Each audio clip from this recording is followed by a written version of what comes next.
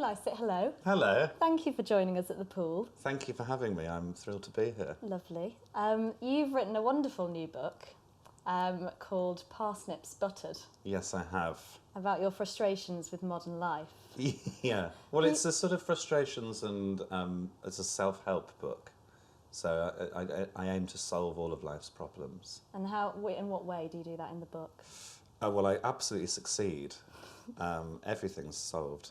It's a lot of letters that I've written to people, a lot of email correspondence, irritating texts that I've sent people, and then a few other bits and bobs like I give some advice on how to take a good selfie, that kind of thing. Yeah. You know, just everything's covered. Yeah. Everything you need. Your clip about writing to the parking department? Yeah. Yeah, I think it's a department. Yeah. I mean, it's one person at a desk, but they call it a department. Yeah. You got a parking fine and you wrote to essentially dispute the fine. It now has over 1 million views on YouTube. So yeah. I think you've really hit a nerve with the way that you tackle these issues. What made you want to finally write this book? Well, the thing with that parking fines is, so you'll often see sort of in that kind of posh areas, you'll see someone like in a 4x4 or like sports car just pull up and park wherever, and they'll get a fine and they sort of just don't care because they're rich and 30 quid, 60 quid, whatever it is, means nothing to them. And yet someone who's sort of keeping a sort of little Peugeot going and, you know, out in the sticks, a kind of working person somewhere in, I don't know, up north, gets a fine, it can really cripple their finances. So I understand that parking has to be managed, and I understand that completely. I feel like a politician. But I just think it's sort of not a fair way of going about it, because rich people don't care. And it's just so annoying when it happens, and I get loads of them because I'm really bad at parking.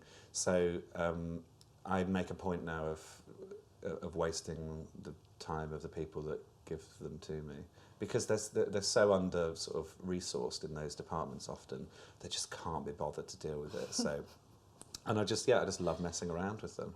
I don't really have anything else to do, so that's sort of what I choose to spend my time doing. I could try and solve world poverty or something actually useful, but no, I decide to annoy Leeds Council.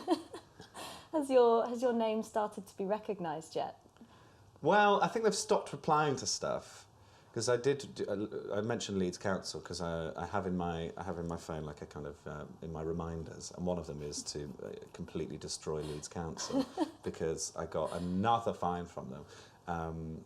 I get loads from them because their bus lanes in the city centre are a bit messy, and so I sent them a legal request for information from them, which they legally have to respond to within 28 days, and they haven't done that. So I am sort of tempted to now sue Leeds Council. Take it to phase 2. Take it to the end phase. Yeah. So you use aliases in the book, don't you? Yeah. Including one for Angela Merkel. Yeah, Angie M. I just love her. I really think she's like, there's something really beguiling about her. She's like one of the most powerful people in the world. Yeah. And I love her her sort of full colour suits. I'd sort of like to dress like her in the future when I get a bit more confident. I've got Nigella Farage in there as an alias. That's the thing, sometimes people don't reply because they're like, well, of course Nigella Farage doesn't exist in the world. You never know. You never know. Oh, I'd love if that was the case. We'll put a call out for any Nigella Farages. Yeah, if anyone's watching called Nigella Farage, sorry, I've completely slandered you in my book. Yes, so I use a few aliases because people, want sort of know a little bit that, you know, they could Google me and they'd see that I send letters, so I try and keep a little bit of anonymity when I do it, yeah. What's your favourite correspondence that you've had with anyone that's in the book? I love the correspondence I had with the Sun newspaper, actually, about... That's my favourite one as well. Oh, is it? Oh, good. Just because I remember the day it happened, and I was sat in a coffee shop in Birmingham, and I was chatting to one of the baristas there, and I was saying what I was up to, and he was like, oh, well, let me know what happens. And then, like, 3 minutes and they pinged back with a reply. And so it was just so exciting. I felt like I was in the middle of some really, because I'd sent the same kind of requests to pretty much every newspaper, so I'd sent it to the Mail and whatever, and nobody had responded because it was obviously ridiculous. But for some reason, the Sun thought that I had a picture of Matt Baker kicking a pigeon. So they really bit on that one, and it was so exciting that day. And then when I got home and I was telling Mum about it, and she was it sort of blew her mind that they'd replied to it. And yeah, so I really enjoyed doing that one. The parking fine one was satisfying. That was really satisfying. One of my other favourite ones was which I think everyone can sympathise with, the person that emails you or texts you saying, "Can you wire £1,500 into this account?" Yeah. And you just took them along the ride. Yeah, well, I thought, well, let's see. It. And then I got a bit sanctimonious at the end where I sort of said, "You're doing a bad thing here." But because when I started stand-up, I just accepted any friend on Facebook because I thought that would be a good idea. And then obviously, I just got spammed loads. And just actually, it was quite entertaining seeing what kind of various ways they tried to come up with to get you to part with your money. But yeah, no, I enjoyed that one, yeah. That was, because that was kind of a really long one, which really escalated. And the fact that he just didn't spot loads of me just basically taking the piss. I sort of told him I was called Prince Philip and I lived in Buckingham Palace, and he was just like, "Okay, fine, let's carry on." Anything will do. Yeah. Well, I mean, I'd love to scam Prince Philip. I'm sure you'd get a lot of money out of him if you actually... That's true. Yeah. And what made you decide to call the book Parsnips Buttered? It's a phrase that you love, isn't it? It's a phrase I love. So, the phrase that which is I use in one of the emails in the parking fine correspondence is "Hopefully doth butter no parsnips," which is I heard a friend of mine, one of his work colleagues, said it after a meeting about getting a pay rise, and they had said something like, "We really value you in the company. We think you're really brilliant, but we haven't got any sort of money for a rise at the minute." And he came out of the meeting and said, "Kind words doth butter no parsnips" to my friends. And I just thought it's so beautiful. And it's an old Victorian phrase, and because it's so it says everything it needs to, and more. So yeah, because the whole thing is about kind of trying to solve problems, I would try to butter your parsnips is basically where it came from. That's the idea. So what do you hope that people will gain from this book? Do you hope that we'll become a nation that will fight? Well, I love that. Already, people after watching those clips and sort of seeing me do stand-up, I get messages from people saying, "I've contested this parking fine, I've had it reversed," and I love that sort of thing. I feel like people actually using some of the tips in there actually get. I mean, most of the tips in there aren't going to actually solve anything. It's a comedy toilet book, but some of them actually, when people contest things now, I get really excited by that. So yeah, I hope people kind of stand up a little more for their consumer rights, or just enjoy the process of it, really, because I think in a lot of people's minds, sort of complaining about something is seen as arduous or whatever, but you can actually make it fun, and you can be. You can add flourishes to it and make it a fun experience. You make it fun for the complainer. Yeah, totally. And whether you get something out of it or not is a bonus. That's true. But actually complaining about things, you'd be surprised what you can get. Yeah. And you're very good friends with the costume designer Jenny Bevan. Well, she describes herself as my other mother. Your other mother? Yeah, she more mothers me than is a friend to me. Okay. Well, we did a piece on Jenny at the Oscars this year, and she famously went in an M&S leather jacket, and I'm pretty sure that's still our most popular piece on the pool ever. I love that. And she took you as her date, well, +1, I should say. Well, no, she technically she didn't. She took her daughter as +1, even though I am... Selfish. She's my other mother. But there's a few of us that went out as a kind of gang to support around it. And that... When she came out with that jacket, because it had Swarovski crystals put into it that she'd had made. So it was an M&S jacket, not real leather as well, because she's a vegetarian and does stuff with Peter. But when she came out, I was just like, that is amazing. So what was it like going to the Oscars? What was that environment? It's as mad as you think it is. Is it? We went, because she won it, that means that you can get in any party, because you just go, here's an Oscar. And the Vanity Fair party is the one where technically you can only get in if you've won an Oscar from that year. So you could go up with last year's Oscar and they'd like look at it and go, no. Worthless. But obviously so that they checked it as we went in. And I'd had a few drinks by that point, so I was like getting a bit carried away really and taking loads of selfies with it. And then you go in and it was just bonkers. Like Lady Gaga was there, like a big sort of loads of people around her. And then I went to the bar and the guy, Seth MacFarlane from Family Guy, was just getting a beer next to me. It's like, it was just mad. You just, everywhere you looked, just like incredibly famous people. Yeah. But also everyone a bit kind of awkward and not really knowing what to do, like any kind of parties like that you might go to. So it was sort of weirdly familiar in the sense that I've been to sort of events like that in London, but also on another level at the same time. Does anybody actually get very drunk, or is it? I did. I don't know if anybody else did. Because Jenny gave me the Oscar for a while, because she was like, it was quite heavy, the Oscar, and she was like, oh, this is a bit heavy, do you mind like holding this? I was like, yeah, I'll be fine with that. And so then I was walking around the party and people congratulating me, just presuming that I was like made some sort of short film or something. I was like, yes, I worked terribly hard. But the person I got most starstruck by, which is ridiculous, was Lizzo from Newsround. Because, well, he's not Newsround now, he does the kind of entertainment news on BBC. Odd. And I was walking down the red carpet, it was Lisa, and I like lost my mind, and like, because Jenny just sort of wanted to get in and go to the party, and I was like, you've got to go and speak to Lisa. So I was really excited about Lisa. But yeah, it was insane. And yeah, I nearly didn't go because I was touring at the time, but I'm really glad I went. It was a tricky show in Norwich when I went back hungover the day afterwards, but yeah, it was amazing. The dichotomy of your life. Yeah, God, Right it was there. surreal. Yeah, Oscars to Norwich. And did Jenny kind of embody the attitude that she seemed to, as in, this is nice, but... Yeah, I mean, Right.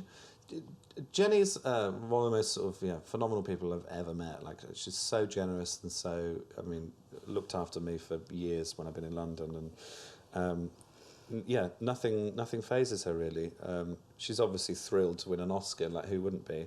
But she's been in the industry so long now that she sort of knows what it means, and it's a lovely thing. But longevity and working hard and all of that is what it's about, and it's all in the work. So she's working super hard still, and yeah, I think she's been a great inspiration, obviously for loads of people. It's amazing that the pool, that article is so popular. But yeah, for me and everyone who knows her, really, she's a marvel, that woman.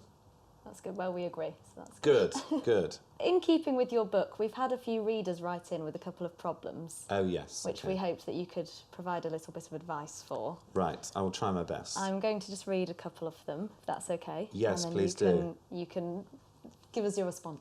Okay, yeah. So, Joe, we have some problems sent in by some pool readers. Okay. I'm wondering if you could help them. I'll just read them out to you. Okay. Dear Joe, I'd very much like your help on how to deal with the nuisance callers who keep insisting they know I've been involved in a car accident in the last 6 weeks. When I don't have a car, and other than the odd Uber, haven't even been in a car, certainly not as a driver, in the last 6 months, let alone weeks. Do I have to be concerned about a strange kind of car accident narcolepsy whereby I've got a secret car and I'm having all of these crashes without knowing about it? Julia, Crystal Palace. Julia in Crystal Palace. I'd like to know more about why she hasn't driven a car for the last 6 months. That sounds like a drink driving ban to me. So there's questions that are unanswered from her message. Yeah. I find with nuisance calls, if you throw... This is a thing that I learnt from an interview that Darren Brown did years ago. He suggested that if you're being mugged, you say things that are completely irrelevant to the mugger that sort of puts them off. Okay. And I think the example he said was like, they say, oh, give me your wallet, and you say, the fence outside my house is 1 foot tall. And so then they're a bit like, what? And so actually throwing stuff at them that is completely irrelevant when they ring up will probably make them go away. So if they say, oh, have you had an accident in the last 6 months? You say, yes. And they go, what was the accident? And you go, well, I killed a person. Right. It was an accident. How did you find out? And then generally they'll panic and go away. So just tell them you killed someone. Confess to murder, I'd say. Okay, well, brilliant. Does that help? Julia? Julia? What do you think? I hope that helps, Julia. Going out there. Dear Joe, we have a new lady who has joined us at work. She's perfectly normal aside from the following. Whenever I love that sentence. She's perfectly normal. What a lovely review of a human that is. Aside from the following. Yeah. Whenever she's being briefed by one of our managers, she keeps punctuating the fact that she's understood or is listening through the medium of a high-pitched, squealy, Unfortunately, her sounds like the Jaws theme tune being played on a stylophone. Okay. How do I not kill her using the spork she uses to eat her salad? Vish in Deptford. Who in Deptford? Vish. Vish in Deptford. Spork is a great word. I'm just enjoying that. That's a tricky one. Because people, like, how else do you acknowledge that you agree with something? Yes, I agree to everything would be even more annoying. Yeah. Yes, I understand. It's cold. Isn't it? Whereas, yeah, it's kind of fine. So I would argue that just Vish needs to chill out. Okay. Maybe Vish needs to take some time out, just reassess what's going on in his life, and maybe never go out of the house again. Hope that helps Vish. Dear Joe, every morning on my way to work, I pass a group of builders working on some luxury flats. Every day they catcall me with things from, all right, darling, to other things I wouldn't like to repeat to you here. Oh. What do you think I should say back to them? What do they think I'm going to say back to them? Do they think I'll eventually give in and sleep with them? How can I write to them and politely decline their advances? Lauren in Crouch End. I wouldn't write to them. As you're like walking past a building, just sort of hand them a letter that you've written overnight. It's a weird thing, that, isn't it? Because it is what they're expecting to get out of it is confusing. Yeah. Part of me would like to advise that she just goes up and has full sex with them there and then, just because I think it would blow their mind. How do you start? Maybe shout back at them. Shout something worse. Shout something worse, yeah, like sort of declare you're a member of ISIS, something like that, yeah. And then really see what kind of happens. Or again, you could do the kind of Derren Brown thing of go really erratic and confess to murder. Yeah. Actually, just confessing to murder for most things will probably kind of get rid of people, wouldn't it? Like people generally, it sort of kills the vibe a bit when you go, so I think 3 that I've killed this week. People generally kind of lose interest. Lose their focus. Yeah. I think it's a real boner killer, isn't it? If like, you find out the person you're sleeping with is killed. Has killed. Or not. Maybe some people are into it. So that would be my advice. Tinder bio, have killed. Have killed, yeah. Have killed. Available whenever. We'll kill again. Yeah. So that would be my advice. Yeah, thank you very much, Joe, for your small agony aunt section there. Well, I feel like I've been very useful. I think you've been very useful in telling us about your book and about your skills as a complainant. Yes, a complainant, yes. And a power to the people sort of voice. Well, yeah, I try my best. Yeah. It's more power to me, really. I don't. If other people get a bit of power out of it, I'm happy enough. But generally, I just don't want to feel like I've lost out to the council. So now that you've changed the world, what's next for you?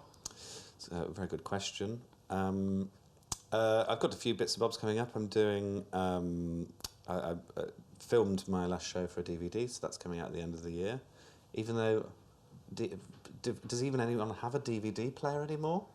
Hope so. Well, it's also available on digital something as well, download. So that's coming out at the end of the year. It's end of November it's coming out. And then I'm doing a few bits of telly. So sort of busy. And then I'm going to start writing a next stand-up show, basically, because that's my job. Lovely. That's all I've got to do, really. So yeah, busy. Well, thank you very much for joining us, and good luck with the book. I'm sure it's going to be a massive success. Thank you. It's going to help a lot of people. Thank you. I've had a lovely time at the pool. Thank you.